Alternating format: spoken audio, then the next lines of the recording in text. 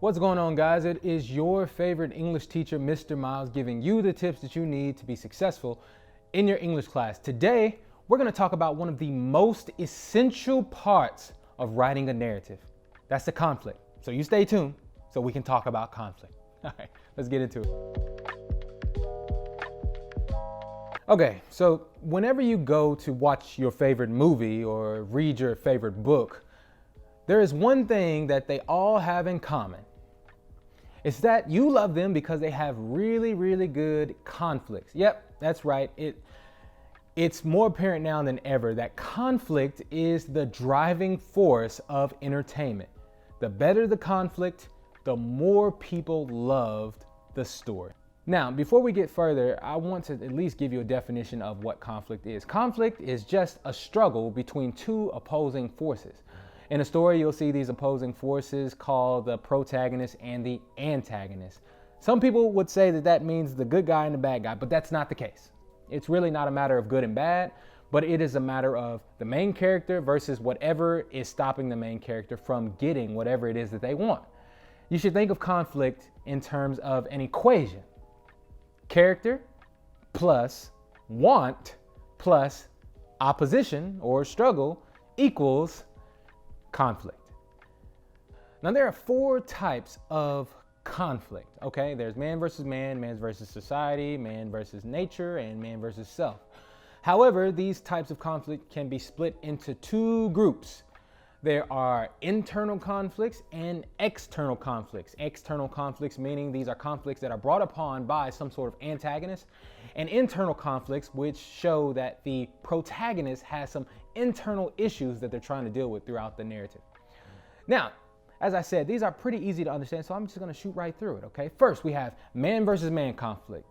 Now, man versus man conflict is the typical conflict of the hero versus the villain. Now, you can switch that up in any kind of way you want, but generally there's a good guy and a bad guy in this particular type of conflict. I know I said earlier that it's not a matter of good and bad, but in this particular type of conflict, it is a matter of good and bad. All right, now, you've probably seen examples of this in, pretty much any movie. I think this conflict will pretty much exist anywhere. But think about Batman versus the Joker, right? In that particular situation, you have a hero versus a very, very bad villain. Simple. I don't need to go any further than that, do I? Okay. So let's move on to man versus society. Now, man versus society is a conflict where a protagonist has some serious issues going on with himself and the government. Now, this could come in the form of racial injustice, political injustice, or really in any institute that is creating a hard situation for the protagonist to exist, generally making the protagonist feel like some sort of outcast within society. Now, this tension eventually rises to where there is some form of a revolution, like in The Hunger Games, which Katniss Everdeen eventually revolts against the Capitol. That's actually one of my favorite movie series and book series. If you haven't watched the movie, read the books first and then watch the movie, because if you do it backwards, you will probably hate the movie.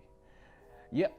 The next type of conflict that we have is man versus nature. Now, man versus nature is pretty much person versus any form of nature. So that could be natural disasters, that can be wildlife, natural diseases, things that you really can't control that eventually cause some issues within the protagonist, right? It could be the protagonist who has these sort of man versus nature issues, or it could be the protagonist's close relatives or friends that have some sort of natural disease, or maybe he's running through society trying to escape some sort of apocalypse like in 2012. The world didn't end, by the way, so yep, they didn't get it right. Anyway, the next type of conflict we have is man versus self. Now, remember I told you that there are two types of conflict. There's internal and external. Every type of conflict that I've mentioned before this moment is an external conflict, because the conflict was brought upon the protagonist by some outside force called an antagonist, but they look different. It's not just a bad person. It could be nature, it could be society. But in man versus self, the conflict actually resides within the person, internal. Within the person. So this could come in the form of insecurities or some sort of fear that the protagonist is dealing with that is stopping him from achieving whatever it is that they're trying to achieve. So there you have it. The first internal conflict. So the external conflicts are man versus man, man versus society, and man versus nature. But the only internal conflict that we have is a phone call. Let's see, who is this? I'm sorry. The only internal conflict that we have is man versus self. There you have it. So I did tell you that there were 2 bonus types of conflict that I was going to tell you about. So I'll just jump right into it, but I'm not going to go into very much detail. So make sure you're paying attention and Google whatever I say after this video. So there is man versus supernatural, right? That is where the protagonist has some sort of beef with a supernatural force or a force that does not come from this earth. It could come from the heavens. It could come from the hells. Well, I think there's just one hell. And then it could come from outer space, wherever the conflict comes from that is not on this earth. So Thanos. That's all I need to say. Now, in addition to man versus supernatural, there is also man versus technology. Man versus technology is basically where technology takes over the entire world because some idiot gives technology too much power. And then that power is taken advantage of because humans are inherently horrible things and the robots see it and they want to destroy humanity. So watch out for your iPhone because these things are, they're watching. Now it's important to note that conflict is not something that you can just throw into a text and assume that it's going to work out. Conflict has to be properly structured, okay? And it has to be organized. So whenever you're creating conflict for your story, try to keep it to a minimum of 1 main conflict, and then you can have some smaller minor conflicts if you want to. It really doesn't matter. Just make sure that main conflict is very clear.